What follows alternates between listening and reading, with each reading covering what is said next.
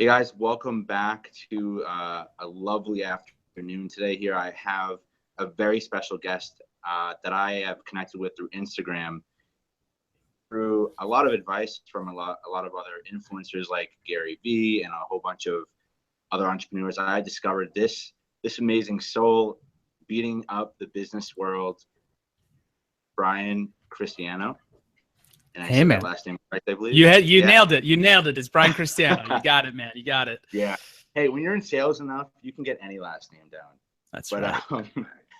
So I want to let him introduce a little bit about what he's about, and I really want to get into a couple of different topics, in terms of business, spirituality. He just seems like a guy that really gets it in terms of the self-discipline, the temperamental kind of personal development that you need to be successful. And he's one of the perfect guys I'd love to have here regularly, but I'm just going to let him introduce himself.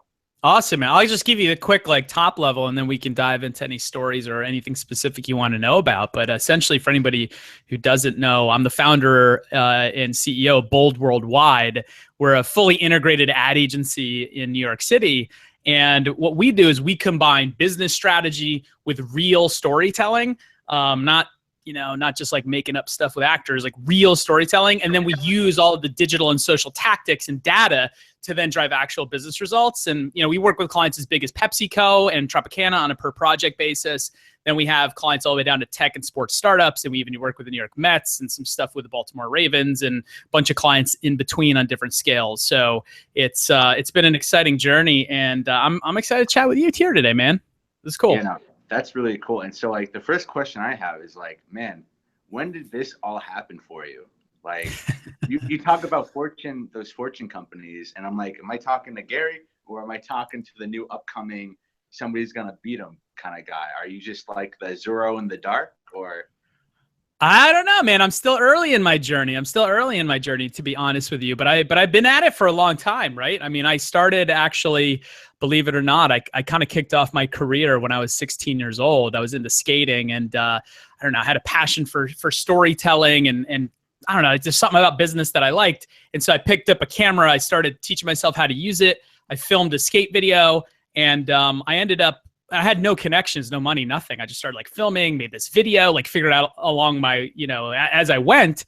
And then I sold it to a distribution company for like 40 grand. And I was 16 at the time. And so that's when I was like, dude, I'm an entrepreneur. This is cool. And, without getting into every story, like then I, went to college, I quit, but then I came back and, started building up a production company. And so Bold now is the next iteration, because I built a production company into 2009, 2010, and we were doing very well. We were doing over $1 million in sales, and we were working with some of the big ad agencies, but it was just like the inside peek under the hood to like how slow, how political, how antiquated a lot of the process was. Not that they didn't mean well, but genuinely, like the work that we were doing wasn't actually impacting clients' businesses, and it was slow. And I saw everything that was happening in the digital world and social, and I'm like, this is an opportunity. This is an opportunity to go in and do it right and really understand what the client's business needs, and then use these tools, use the storytelling, use the video that is our background. And so I bought my business partner out of the production company, and I started Bold in 2011. Wow. And so, no, and seeing the lack of change, I want to focus on that. I want to focus on either like whether you see them as plateaus or just obstacles to overcome, taking all of that momentum that you naturally have, the same kind of background, except less of the money back behind it. I kind of grew up very kind of like in a struggle position, and I kind of found myself in sales, but I was naturally digital, and it wasn't until a close friend of mine, so many years later was like, you really belong in tech. You should really get out of like sales, start surrounding yourself with people who are more like you. And I'm like, okay, cool. I'm intuitive. I naturally picked up digital when I was in like internet and like in camera and all this stuff when I was really young as well. Right. But I put stuff on the back burner because I was, more like in survival than anything. But the challenges that you have, right, and seeing it kind of in real time, how do you face those challenges, and like how do you know where to go next? It's interesting. I mean, go ahead. What were you saying? You said like, yeah, like you said, you sold your business, and like so you're kind of like you're really moving forward now. And so what's perpetuating that? Well, I'll tell you a quick story before I get into where I am now, because, you know, it's one thing to kind of like gloss through the highlights of the career. And yeah, great. I built a multi-million-dollar production company. I bought my business partner out, started an ad agency. Now we're multi-million-dollars. Like, we're growing, we're working with great companies and continuing to push the envelope of what's possible. And we have big visions, but that's the glossing the highlights. And the reality is this, you know, like when, you know, I grew up in a middle-class family that really was all about, you know, taking your time, you know, doing things in a certain order, like, you know, play it safe, like don't take risks, get a job, you know, with a retirement plan, like do that. Very, very blue collar family. My mom's a teacher. She's amazing, super smart, but like, she's not an entrepreneur. Right. And so very, you know, everyone's very safe in my family. There's not one entrepreneur in my direct family or a completely extended family. Nobody's ever gone out on their own. And so for me, I was very much the complete black sheep of the family, dude. Like, I don't even know where I honestly don't even know where it comes from, other than maybe I saw, like, I didn't want to do that. I wanted to do something different or bigger. And so for me, when I was, you know, I saw that skate video, you know, I was 16 years old. I started even producing some local commercials. Like, I was just like, yeah, this is awesome.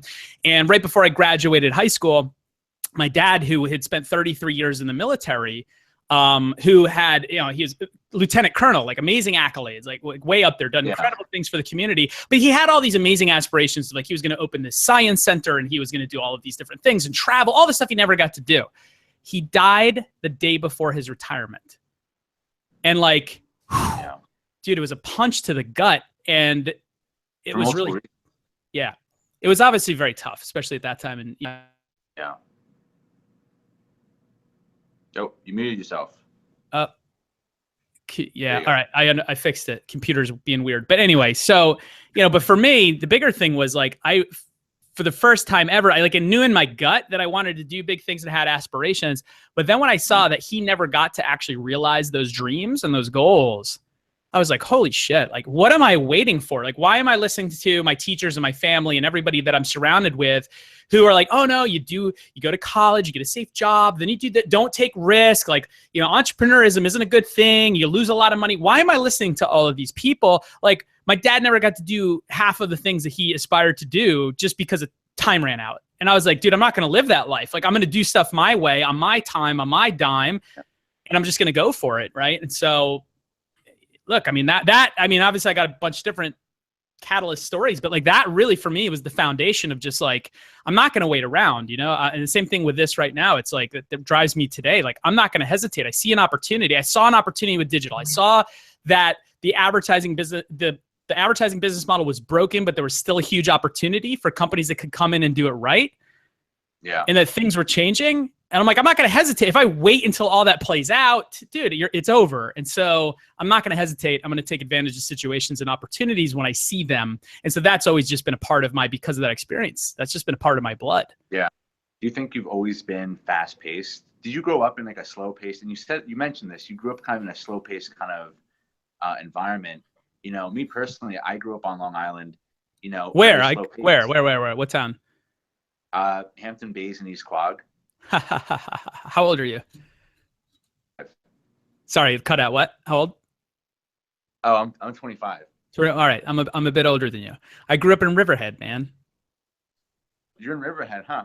So you know where I grew up. You like I don't even need to paint a picture for you. You know, it's like middle class, like nothing amazing comes out of there except for Splish Splash and Tanger outlets. That's it, man. Yeah, and you probably were living in Riverhead back when it was old Riverhead, not new Riverhead. There was farmlands when I lived in Riverhead, not Tanger outlets. Yeah. It's different now. Yeah. My mom still lives there. The house I grew up in Riverhead, man. My mom still lives there. Yep. Yeah. So it's not, I mean, Riverhead is not a town to like aspire to go to. It's not anything wrong with it, but it's definitely like middle lower class. Like it's not so close. When you're so close to Manhattan, the boroughs, it's hard not to venture out and see the difference, especially when you go out there. Like, I knew the moment I started living in Brooklyn and then going back and forth from Brooklyn and Long Island, I immediately knew that like my blood, like I started turning into a superhero. The moment I started getting closer and closer to Manhattan, like something just came out of me. All my friends from Long Island were like, you're just so different, like when you're out here. Yeah. And I'm like, I know, this is just like, it's me. Yeah. And I kind of have a similar story growing up. I grew up with a dad who And, again, friends and family, same environment. But, my dad specifically was an entrepreneur, but, he had a hard life, succumbed to like drugs and, Wow. Just from, that kind of took over the business that he started. And from there, it just went all downhill. And, every day it's almost like I wouldn't say he has a short attention span, but I feel like every conversation I have, he has like dreams that are just never fulfilled. And just because of like sheer failure, he like chooses to like not do it, because not only does he not have the mentality to do it, but physically, he's old now. Yeah. And that is just, that's what drives me. I'm like, not only do I want to help him out, but at the same time, from like an early age, I had the same thing. I was told that I was, my mom wanted me to be a plumber when I was 18. She's like, you're going to college? She's like, you're not smart. I'm like, okay. Wow. You know what I mean? Wow. So I had negative resistance growing up, past just what I've noticed in the area. And, everybody that I still know out there is still doing their thing out there. Meanwhile, right now I'm in Oklahoma, actually like on a coming back and failed kind of mentality. I had a 90-day trial out here. Now I'm heading back, having learned so much. And it's really crazy because people think, people are just so ready to be secure. They want that security so quickly, and it's not really, my mentality isn't like, what are you willing to sell your soul for, but what are you really going to change about the world while getting that security? Yeah. And a lot of people are selling themselves short, and an opportunity that's really out there to give back to the world in their own way. Yep. So many people I grow up with, they kind of neglect like their true inspiration, and they go for what's been localized, and then that's it. Yeah. And the reality is, man, I mean, like, you grew up out in a similar area. Like, some of the closest people to me back then when I was in high school or even college, they're still drinking in the same parking lots we were in high school. Like, that's just, it's crazy to me, because the worst part is they could do big things. They could do great things, but it's the comfort of not changing. The reality is everything's changing. You're trying to keep it the same. So instead of participating and be the one making the change, it's happening to you. And that feels terrible. It feels awesome to make the change. It feels horrible to have it to you. It's a different game. I know. And something that I tell everybody, and everybody knows me to be, and it's probably the same with you. We were just kind of the standout kind of people. We're very disciplined in what we're doing. Like, all we know is we're moving forward. We're going to try and bring it to reality. But like, especially getting into like digital marketing and sales and kind of getting into what I'm doing personally, I'm starting to notice this trend where technology is just, there's this huge valley being created between old businesses and needing to catch up. Yeah. And businesses that are just reaping that space. And I'm like, and that's just this kind of market, but in any kind of niche within marketing and advertising, but across the board in every sector, there's opportunity. Yeah. And everybody has different talents and gifts. And it's just really a matter of finding your own placement. Like, if you saw yourself as a product, place yourself where you naturally would fit in. And it's crazy how many people don't take that kind of spiritual awareness route. They don't do the little extra legwork where, I actually donate a lot of my time in coaching and, therapy services online. There's so many people where I have a 5-minute conversation with somebody and it changes their perspective on like what they should be doing in life. It's awesome. And it takes that one moment with somebody to say, hey, like, you want to be a police officer, but you're a really crazy artist. Like, you're really talented. What's holding you back from that? And it's, but that's everybody. And, when you come from a small town, everybody's afraid and risks. And, here I am trying to beat myself out just to get to Brooklyn and New York and kind of start something up. And then I get kicked in the butt, and then I come back, and then I just go back out again. And, it's a struggle, but it's something that's really real. And so I don't know if you have any comments about any of that.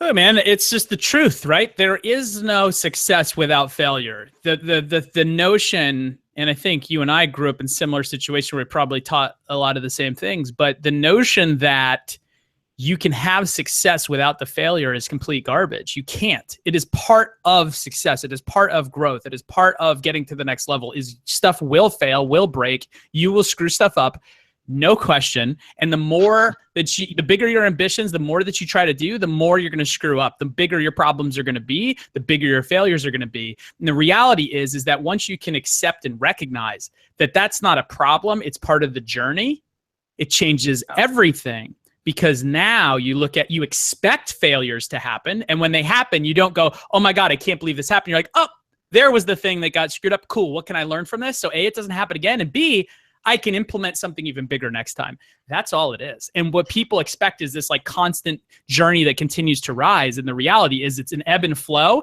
And it's just as long as you continue to make forward progress and learn from your mistakes, then every time it flows, you get a next step up on the ladder. That's it.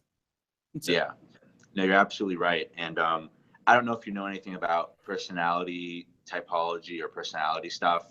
You know, there's like a quote unquote a kind of person, I guess you can call them the A-type personality, where I consider, if I was going to consider myself, you know, any kind of temperament, I would call myself the strategic B-type, where I'm not like blindly going into everything, going through brick walls and learning. But, you know, I'm kind of bringing it all together at once and I'm figuring it out.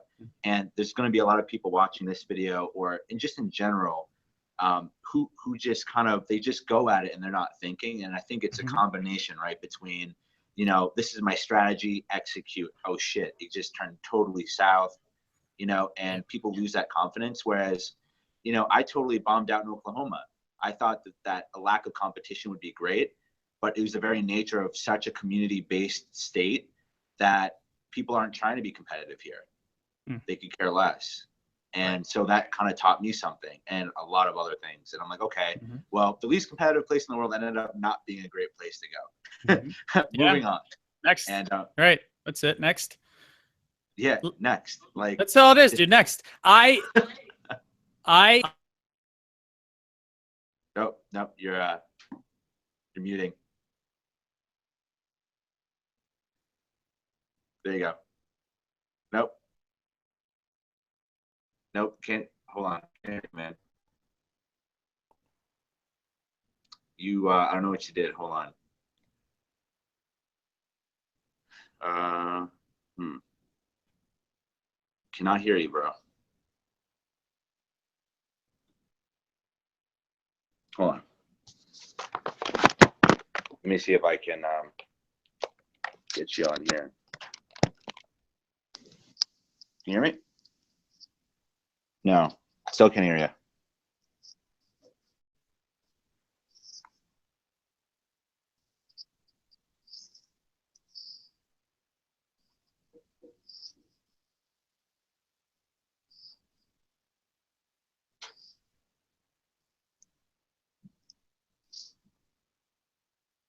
Let's see if we can unmute you now. Nope.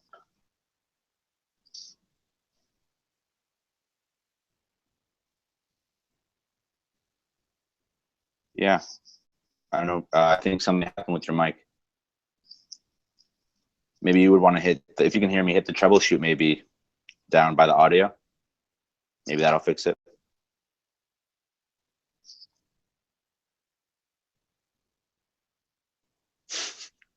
The better equipment.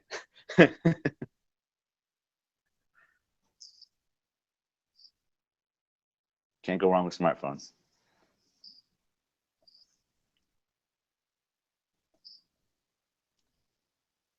Let's see, hold on. Hey, I'll invite, hold on, let me see if I can do something. I can always edit this out too, so I'm not too worried. Let's see. Can you invite yourself maybe by mobile?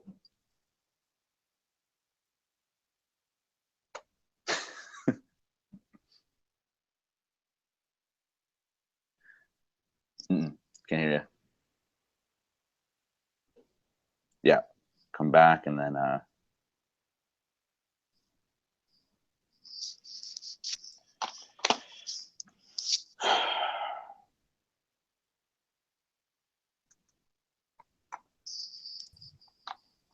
What about now? Can you hear me now?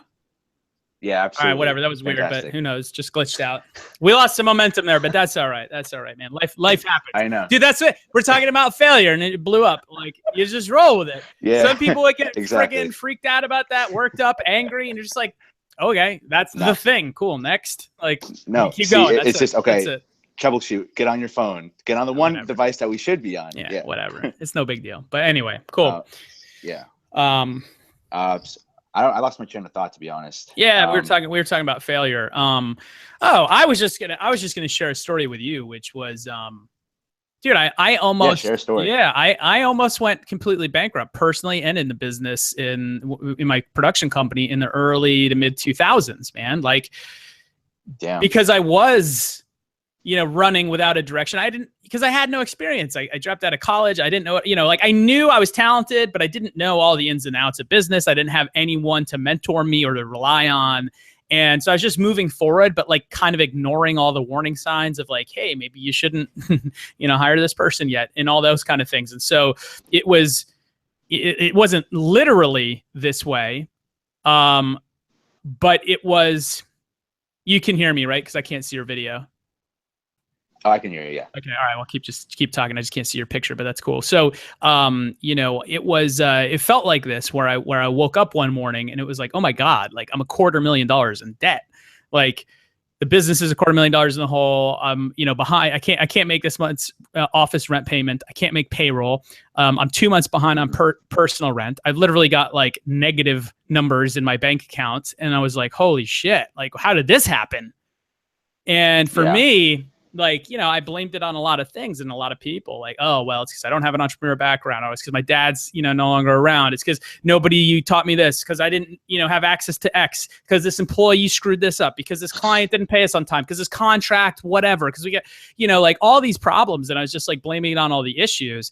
And it just was getting worse and deteriorating. And I was like, I don't know what I'm going to do, because I can't pay for this. I couldn't even borrow. Like the most money I think I ever borrowed from my mom was like $1,000, and I paid her back a couple months later. Like, it's not like I go, hey mom, wire me $250,000. I didn't have anybody I could even like ask for anything remotely that would even solve that situation. I didn't even know who to ask. And so I was like, man, what am I going to do? Like, am I going to have to move back to my mom's house in Riverhead? Like, seriously, like, is that what I'm going to do? Am I going to end up bankrupt and end up in Riverhead? And all the people that I was like, see, I'm going to do it. And now I got to go and show up in front of them and be like, well, yeah, it screwed up, like you said. And that hurt. That really hurt. And so what I did was I couldn't find any options. And so I was like, what am I going to do? I put an ad out on Craigslist, and I ended up renting out my apartment on the Upper East Side to some like random stranger. And I was like, hey, here's the deal though. I'll rent you the whole apartment. It's the Upper East Side of Manhattan. Caveat is some dude's going to sleep on the couch. Is that cool? And he's like, yeah, sure, whatever. That dude was me. I literally freaking slept on my own couch while somebody else paid the rent. And I couldn't even afford to put all my stuff in storage. I put some stuff in the office, but obviously couldn't use it for all that. And he never used the kitchen. So I put all my shit in the kitchen cabinet. So dude, I literally like going into the kitchen cabinets to like get my jeans. But then here's the worst part, man. This was like the lowest. Here's the lowest of lows. When I like came home after like a long day, and dude, I'm just beat. Like people call me for money every 10 minutes and shit. It just wasn't fun. I wasn't enjoying it. I was questioning everything I was doing. And I come home, I'm exhausted, and I sit down on the couch, and he's watching some TV or whatever,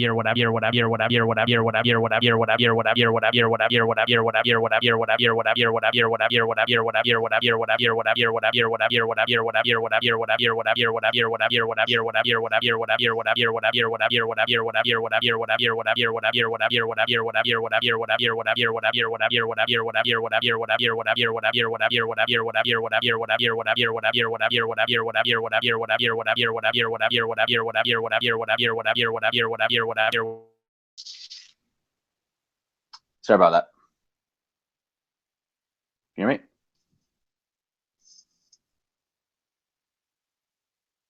No.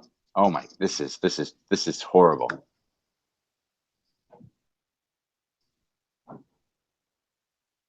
This is absolutely horrible. One more try here. Yeah, we got it. Whatever. It's what it is, man. Yeah. So anyway, so I got up to the worst part. Where did we leave off? You're gonna either have to edit this thing, or we just leave the whole thing in because it's freaking fascinating.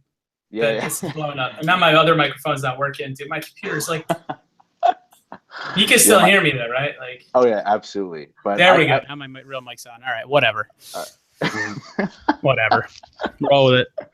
The irony. But no, I heard the part where you're putting stuff in cabinets, and the worst part was this, right? I remember I came home like late at night working, like miserable because I fucking hated the way everything was playing out. It just wasn't enjoyable.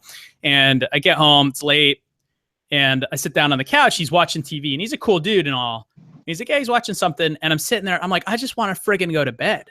But this dude that's paying my rent is sitting on the couch watching TV, which is my bed. Wow. And that was just like the lowest of lows, man. Mind blown. Yeah. Yeah.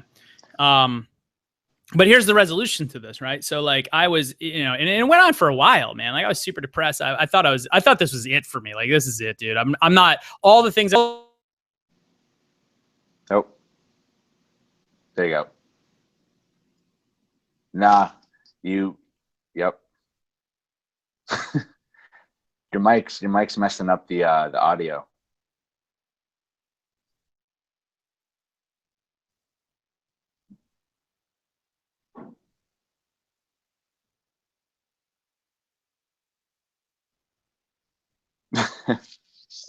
God damn, this is horrible.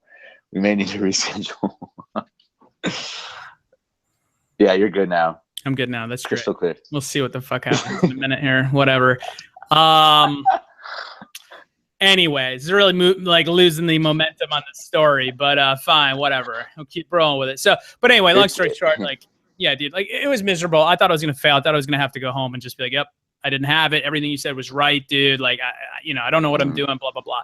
And I started feeling bad for myself because the people that I did know were like, oh, it's not your fault. Oh, business is hard. Da, da, da, da, da. And I started to fucking believe all that garbage. And then it was like, I'd heard that like Tony Robbins was coming to New York like that next weekend, and it was like $700 or something stupid. And whoa. Yeah. And I'd read some of the stuff and I liked it. And it was one of those things where I'm like, I don't know, dude. I don't know what else to do.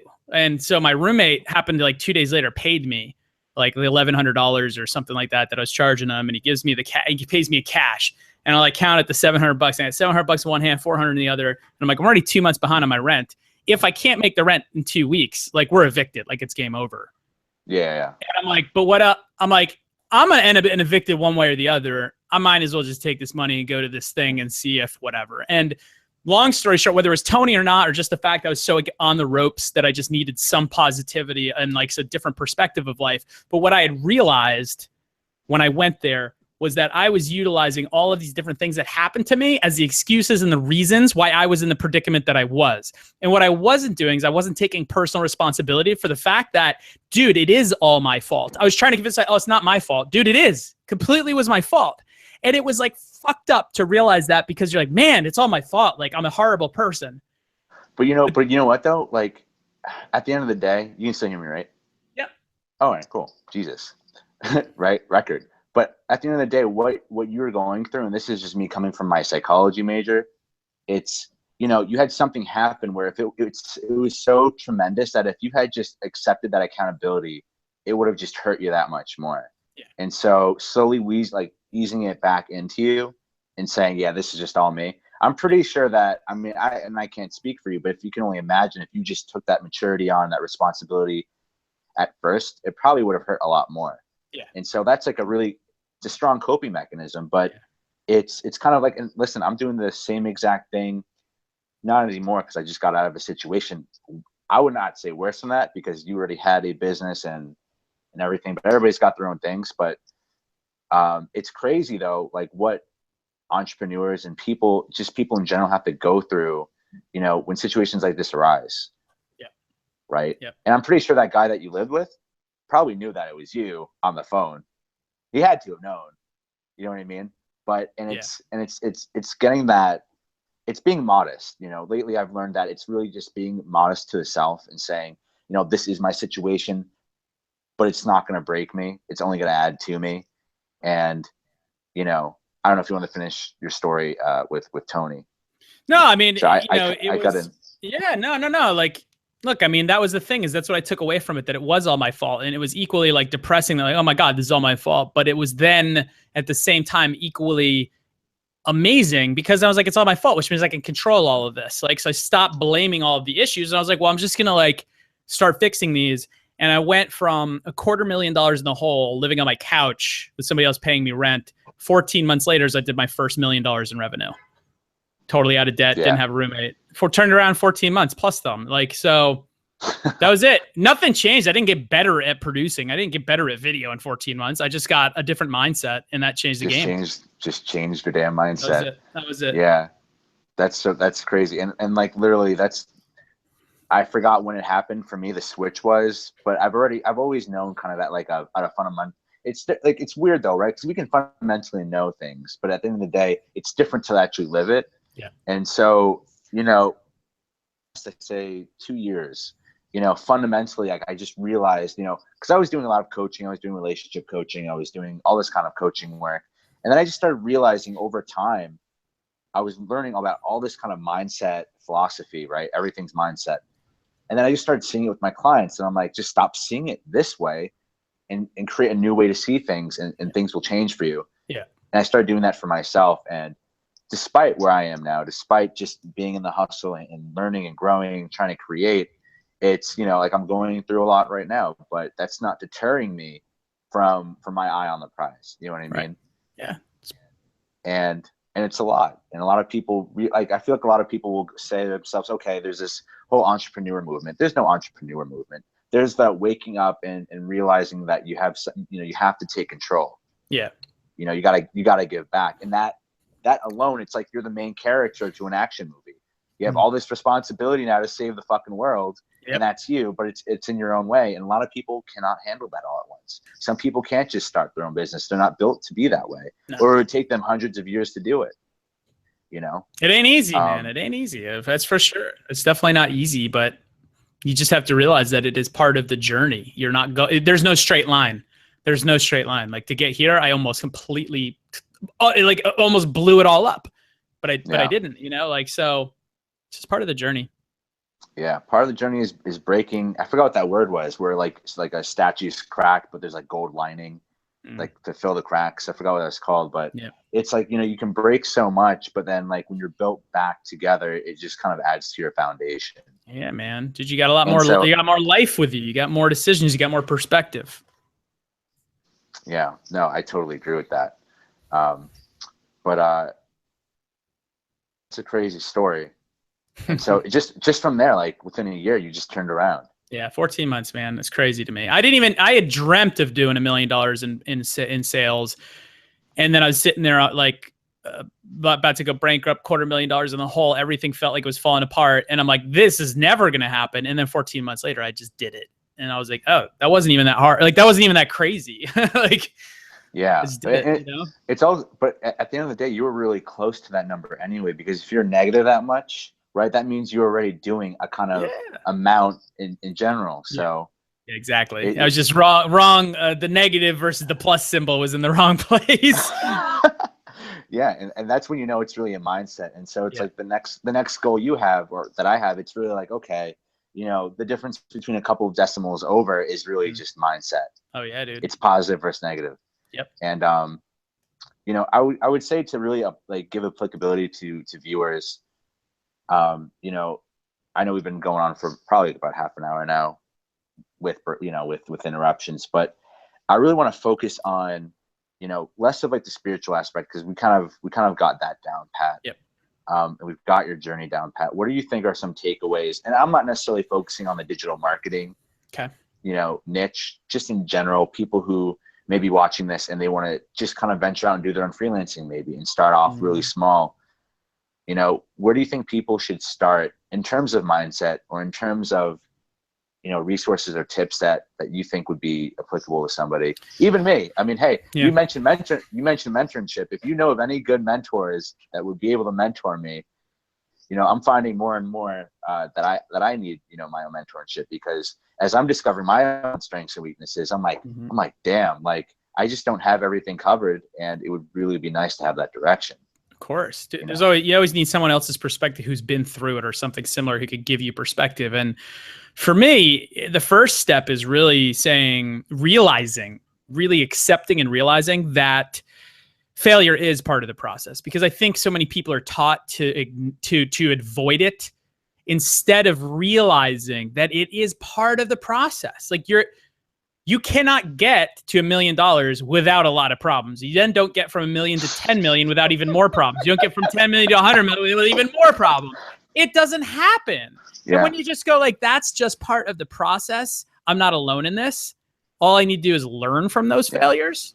Cool, you're good. You're in with, that's what everybody did to get to where they are. So I think that's really like the first step. And then I would say, just going for it, right? Like if you wait around for the opportunity to show itself, or for everything to align perfectly, or for, oh, well, I really want to become this artist, but get rid of the but, just start doing it, right? Like you can just go. It's never going to be perfect. And it's like everything, it's progress. It's, the first, you don't go to the gym for the first time and start benching 300 pounds. If you do, you're a freak. Right? You just don't. You got to go there.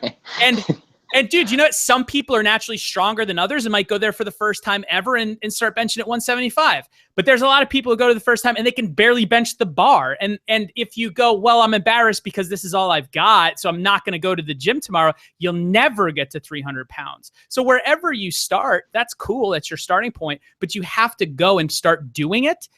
And then you come back and you do it again the next day. And you go, all right, hey, I benched the bar. Now I'm benching the bar plus 10 pounds.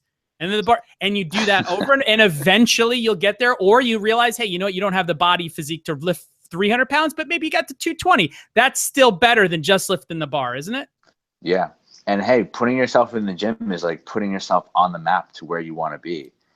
People who don't even start to do, they're not even playing the game. They're still in their head. And there's a lot of that as well.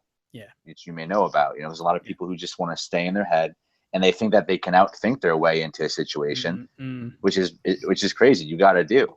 You got to do it. And the more you fail, the more you can map out your success. Yeah. I thought about a lot of stuff sitting on that couch, man, and it didn't do anything. But then when I started doing it, when I started taking action, picking up the phone, I'll tell you a couple of quick examples from personal level that will relate to anybody, regardless of what whatever.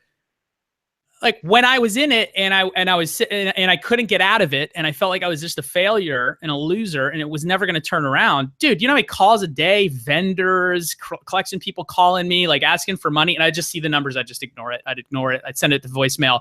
And then when I came out and it was like, you know what, this is all my fault, I'm going to deal with it.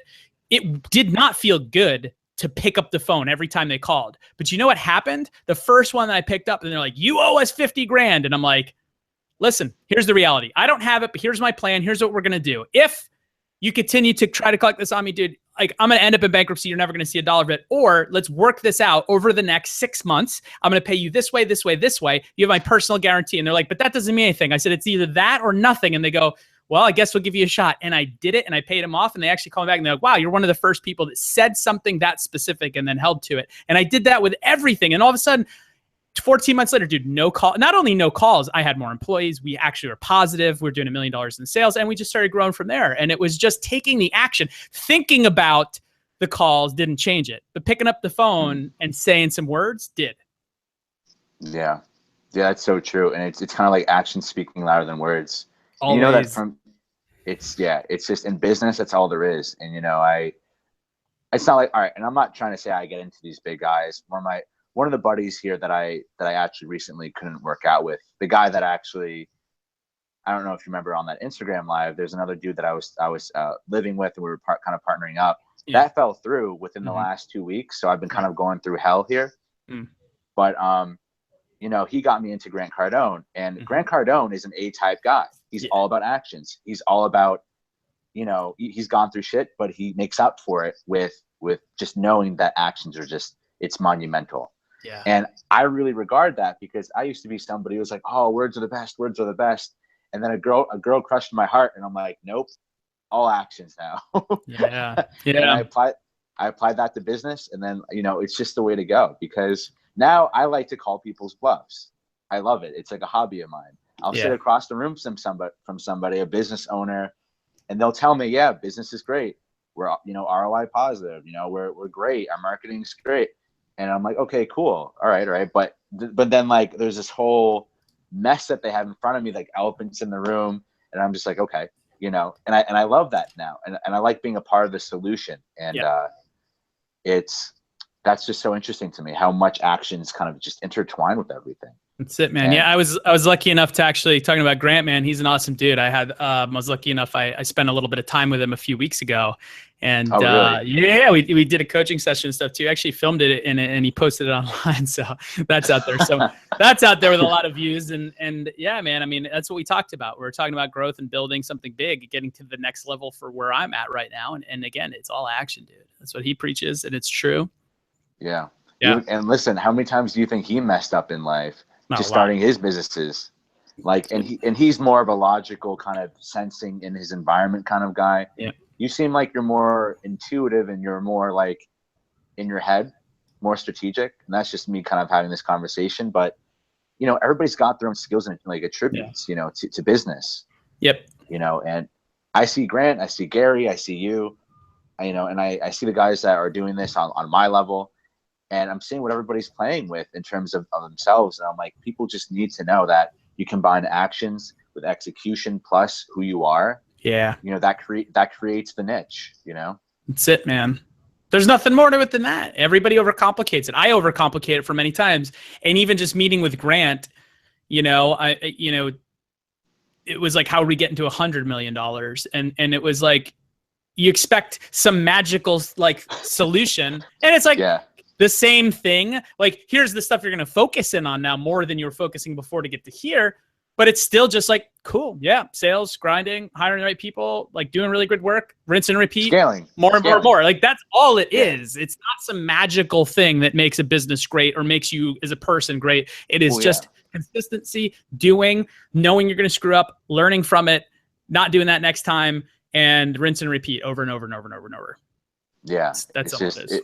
It's just a car that can live on forever if you just work on it every once in a while. You know, like it's like I think of it in terms of scalability. You get your model down, process that makes sense, and it makes you positive, and then you just scale that. You know, and that will eventually create space, right? But then you fill that space up, and you figure out those challenges, and you move forward. Yeah, exactly. You know? Or you messed up, but then you're still at that level, right?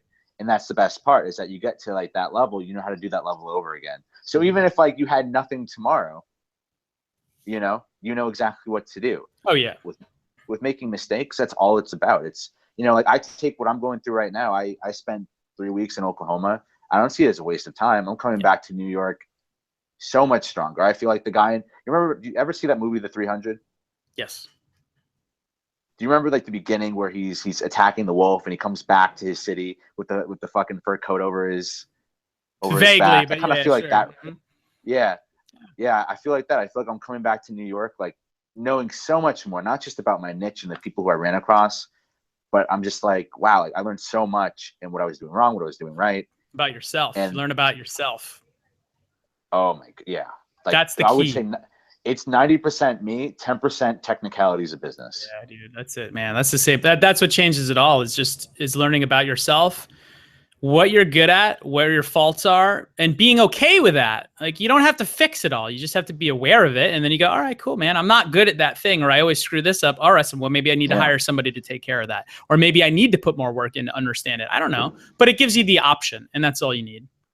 Yeah. It's like being modest still, though, because without modesty and really kind of, and just being modest yourself, you wouldn't have gone off that couch. You wouldn't have moved forward. You wouldn't have been able to bring that consciousness back into yourself and been like, like this is me. Yeah, man. That's, it's true. There's a lot of humility to it if you really, because if you don't, you're kind of faking it a bit if you're not humble about it to some extent. You can still be confident, but have some humility about it and just be like, you know what, dude, I don't know all the answers, but nobody knows all the answers. And so can I seek out as many of those answers as I can in short order to shortcut a lot of it? And how many am I going to learn hard on my own? And when I do, how quickly can I take what I learned from that and move forward? That's all it is, right? Like, and it's just having the humility to recognize that, I think. Yeah. And I think my experience recently put me in that position more so than ever. And so you're talking about that experience you went through, and it's crazy because it's weird for me to aggrandize any kind of person, you know, who's successful, because I know that they've gone through something, and I see that in everybody. But there's a lot of people that don't see that. They kind of take the surface for what it is. Of course. And it's the same people, I feel like, who are secure, and they just want that security. And it's really about, I think it's really more about knowing that, yeah, that's level one, but there's like so many different levels underneath that one dude. Yeah. You know, and it's just looking at the end result, and there's a lot of work that went to that, regardless of who they were, how lucky they got. It's still a lot of work to get there, and you're just looking at the end result. Yeah, that's really what it is. And hey, so I know we're running out of time, and I do really appreciate you getting on. You know, really some interesting coincidences, but I'd love to talk to you more. Is there anything you'd want to say to viewers, you know, at this point, just one like final, you know, something to put them on track? One of the best pieces of advice I've gotten, and this is kind of recent, is dream bigger. Even if you think you're dreaming bigger, dream even larger, right? Like to the point of where other people are going to look at you and shake their head and maybe even laugh at you, because it requires something to really come in day in, every day, put in so much level of work, know that you're going to fail because you're putting yourself out there, and being comfortable and okay with that. It's not enough to just have that and know that. What it really requires is something super powerful and big, a big dream for you, whatever that means to you, a humongous dream where you're like, I'm doing this because of that thing that's out of reach, but I know if I keep doing this, I'll get there. That will get you up every morning when you're freaking exhausted. I got 3 hours of sleep last night, man. And I'm a person who needs sleep.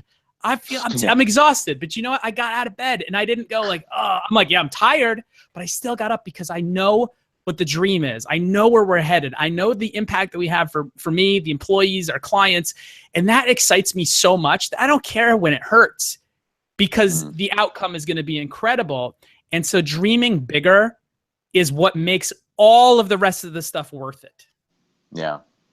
And do you keep your dreams? Do you recommend keeping your dreams simple and quiet and being modest and humble? Or do you want to just, like Gary Vee, I want to own the Jets? Put it out there. Here's the thing, right? Like I said, I met with Grant Cardone a few weeks ago. I met with him, we hung out a bit, and we did a coaching session. He filmed it, of course, he does that, you know, and cool. And I was very honest about revenue, currently where we are, our size, our problems. Where do you want to go? $100 million. I said I wanted to build a $100 million company. I had never said that in public. I don't even think I told anybody that was an aspiration of mine. And it's not about the cash. It's about what I think I can build at something that size.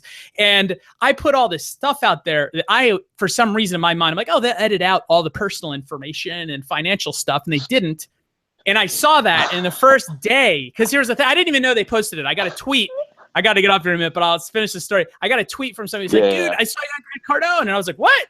And he's like, here's the link. And I'm like, oh shit. So I check it out and I get it. I'm like, oh, this is awesome. I forward it off to some of my employees. I'm like, oh, check this out. And I start watching it. And then I'm like talking about how much I pay myself. I'm talking about the revenue of the company. I'm like, oh my God. Like I wouldn't have forwarded that off to people. Like what the F?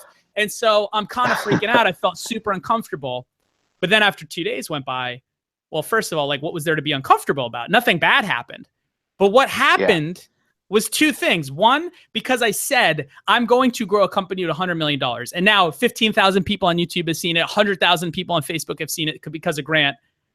I feel so freaking obligated. I am now in the mindset of like I was when I was on the couch and thinking, dude, I can't go home and tell all those people that I said, I'm going to build a company, I'm going to do something. Yeah. They said, no, you're not. And I can't go home and tell them that they were right. And now I'm like, oh my God, I put it out into the world and hundreds of thousands of people have seen me say that. I can't now not do everything I can to do that. I'm a super driven guy. Dude, the level of drive I've had just over the last few weeks because of that has been astronomical, and I feel better about it. Yeah, the world knows what you want, so you better give it to yourself. You better do it. You know, and it's gonna be a fun ride, man. It's gonna be a fun ride. It's cool. So put it out there. Dream huge, and then just put it out there. Like tell people and back it up though. Like don't just because there's a lot of people who I know, a lot of people that I also grew up with. They're like, yeah, I'm doing this thing and that thing, and I have all this, and they never take action. Like you got to back it up You gotta cash a check your mouth writes. You gotta. The missing link to work is just having that dream. You know, a lot of people miss that in work, whether it's a 9 to 5 or anything. It's just you gotta have that really big dream you're working towards. Why? I get that. Why are you doing it, man? Why are you traveling around and whatever? You got something big, you know. So like, why? And then accept that, and then like, dude, right? I have it on the friggin' wall here now. That's awesome. You gotta send me a picture of that. I want a picture of. I want to see it. Hang tight 2 seconds.